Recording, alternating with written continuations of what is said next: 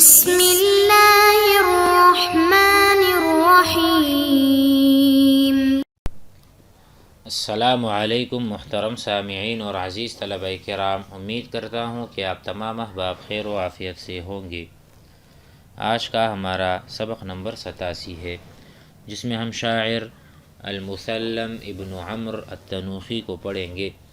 تو ان کا کوئی تعارف اور پس منظر اشعار کا مذکور نہیں، لہذا اشعار پڑھتے ہیں اور اسے سمجھتے ہیں۔ وقال المسلم ابن عمرو التنوخی انی ابى الله ان اموت وفي صدري هم كأنه جبل يمنعني لذة الشراب وإن كان قطابا كأنه العسل حتى أرى فارس الصموت على أكساء خيل كأنها الإبل لا تحسبني محجلا سبطا أبكي أن يضلع الجمل إني امرؤ من تنوخ ناصره محتمل في الحروب محتمل۔ يقول هذا الشاعر انی اب اللہ انکر اللہ نے انکار کیا کس چیز کا؟ ان اموتا کہ میں مروں، وفی صدری اور میرے دل میں، ہم ایسا غم ہو، کأنہ جبل گویا کہ وہ پہاڑ کے برابر غم ہو، یعنی اس حال میں مروں کہ میرے اندر ایسا ایک غم ہو، تو اس حالت میں اللہ نہیں چاہتے کہ میں مروں۔ اب اللہ ای اللہ انکر ھذا ولا یرید اللہ یہ نہیں چاہتے کہ اللہ تعالیٰ نہیں چاہتے کہ میں مروں اس حال میں کہ میرے سینے میں بہت بڑا غم ہو پہاڑ کے بقدر، یہ ایسا غم ہو، یمنعنی جو مجھے منع کرے، منع یمنع جو مجھے منع کرے، لذت الشرابی شراب کی لذت سے، وَإِنْ كَانَ قِطَابًا اگرچہ وہ شراب اس میں پانی ملایا گیا ہو، وَإِنْ كَانَ الْمَاءُ وَإِنْ كَانَ الشَّرَابُ قَطَابًا قطاب کہتے ہیں وہ شراب جس میں پانی ملایا گیا ہو، تب بھی مجھے یہ والا غم منع کرے اس شراب کے پینے سے، كَأَنَّهُ الْعَسَلُ گویا کہ شراب اتنی میٹھی جیسا کہ شہد ہوتا ہے، تب بھی میں اسے نہیں پی سکتا کیونکہ میرے اندر پہاڑ برابر ایک غم سمایا ہوا ہے۔ حتیٰ ارى فارس الصموت علی حتیٰ کہ میں صموت کے شہسوار کو ان گھوڑوں کے پیٹھ پر دیکھ لوں جو اونٹوں کی طرح ہیں، حتیٰ ارى یہاں تک کہ میں دیکھ لوں، فارس الصموت صموت کے شہسواروں کو، علی اکساء خیل یعنی گھوڑوں کے پیٹھ پر، کأنها الإبل گویا کہ وہ اونٹوں کی طرح ہو۔ اس سے مراد کیا ہے؟ مراد یہ ہے یعنی جب تک اونٹوں جیسے عظیم الجثہ گھوڑوں پر میں سواری نہ کر لوں اس وقت تک میں نہیں مروں گا، یہاں تک کہ میں گھوڑوں پر سوار ہو جاؤں، ایسے گھوڑوں پر جو بمنزلہ کأنها الإبل جو اونٹوں کی طرح ہے۔ تو یہ ایک اس کے تمنا ہے، حسرت ہے جو پوری ہو جائے گی۔ اس کے بعد کہتا ہے لا تحسبنی مجھے ایسا گمان نہ کرو، حسب یحسب گمان کرنا، جسے قرآن میں آتا ہے افحسبتم کیا تم نے یہ گمان کر رکھا ہے کہ تم عبث اور فضول پیدا کیے گئے ہو، تو یہاں بھی لا تحسبنی مجھے اس طرح گمان نہ کرو، محجلا کہ میرے پیر بندھے ہوئے ہیں، مقیدا کہ میں قید میں ہوں،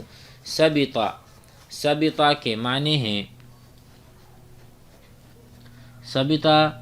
یہ کہتے ہیں ڈھیلی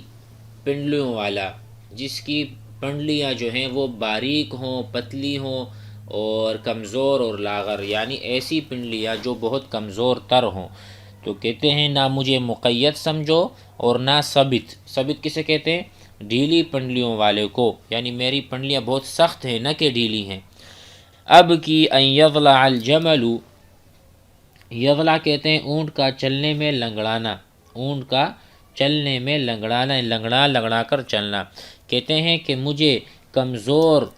پنڈلیوں والا نہ سمجھ کہ میں رونے لگ جاؤں اس وجہ سے کہ اونٹ لنگڑا ہو گیا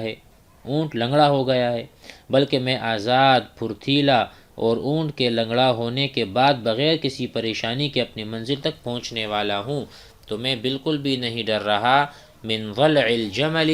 کہ وہ لنگڑا کر چل رہا ہے، بلکہ میں ابھی بھی پھرتیلا اور چست ہوں۔ انی امرؤ من تنوخ ناصرہ، تو آخر میں کہتے ہیں میں قوم تنوخ کا آدمی ہوں۔ انی امرؤ، انی شخص من تنوخ، من قبیلۃ تنوخ، ناصرہ محتمل فی الحروب، ان کی مدد کرنے والا ہوں، اور جنگ میں جو مشقت وہ اٹھاتی ہے کون؟ قوم تنوخ، وہی میں اٹھانے والا ہوں۔ ناصر التنوخ، میں ناصر ہوں، مدد کرنے والا ہوں قبیلہ تنوخ کا، محتمل، اس کا میں بھی متحمل ہوں، برداشت کرتا ہوں، اس کے سامنے میں بھی آتا ہوں، فی الحروب، جنگ میں، محتملو الذی احتملو، الذی احتملوہ التنوخ، قبیلہ تنوخ جن چیزوں کو برداشت کرتا ہے یا جو مشقتیں اٹھاتا ہے، میں بھی اسی طرح اٹھاتا ہوں، کیونکہ میں ان کا مددگار ہوں، ان کے میں ساتھ ساتھ ہوں۔ مزید آگے بڑھتے ہیں۔ وقال عبد اللہ ابن صبر الحرشی اذا شالت الجوزاء والنجم طالع فكل مخاضات الفرات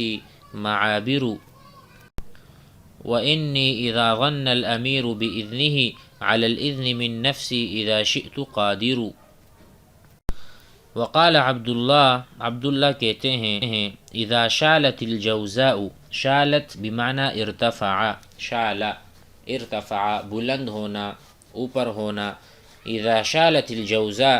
جوزاء ایک ستارے کا نام ہے، جب ستارہ بلند ہو جائے، والنجم طالع، اور ثریا طلوع ہونے لگے، ثریا بھی ایک ستاروں کو کہتے ہیں، اس کا مجموعہ ہوا کرتا ہے، اور وہ طلوع ہو جائے، فکل مخاضات الفرات معابر، تو اس وقت کیا ہوتا ہے؟ کہتے ہیں کہ اس وقت دریائے فرات کے تمام گھسنے کے راستے گزرگاہیں بن جاتے ہیں۔ یعنی یہاں سے مراد کہ موسم گرما کا اختتام اور موسم سرما کی آمد ہوتی ہے، تو وہ راستے جہاں پر پانی ہوتا ہے وہاں ابھی گزرگاہیں بن جاتی ہیں، پانی وہاں سے سرک جاتا ہے، ختم ہو جاتا ہے۔ مخاضات وہ گھسنے کی جگہ جہاں بہت زیادہ پانی ہوا کرتا ہے، الفراتی فرات کے، معابرو مکان العبوری گزرگاہیں بن جاتی ہے، معابر کہتے ہیں گزرگاہ کو جس پر لوگ چلتے ہیں اور گزرتے ہیں، اس سے یہ مراد ہے۔ تو یہ کہتے ہیں جب ایسی حالت ہو کہ جب سارے راستے خود بخود گزرگاہیں بن جاتی ہیں، تو میں اجازت بھی نہیں لوں گا امیر سے، اگر امیر اجازت نہ دے تو میں اپنے نفس سے اجازت لوں گا اور گزر جاؤں گا۔ یہ اپنی شجاعت وَإِنِّي إِذَا ظَنَّ إِذَا بَخِلَ، اگر امیر بخل کرے گا، گزرگاہ سے گزرنے نہیں دے گا، بِإِذْنِهِ أي بِأَمْرِهِ وَبِإِجَازَتِهِ عَلَى الْإِذْنِ، تو یہاں پر کہہ رہے ہیں اِذَا ظَنَّ الْأَمِيرُ بِإِذْنِهِ، اگر امیر اجازت نہیں دے گا تو بخل کرے گا اس میں، یعنی گزرنے کی اجازت نہ دے، تو میں اپنے نفس سے اجازت پر جب بھی چاہوں قادر ہوں، لہٰذا امیر کی علی الاذن من نفسی، اذا شئت قادر، اذا شئت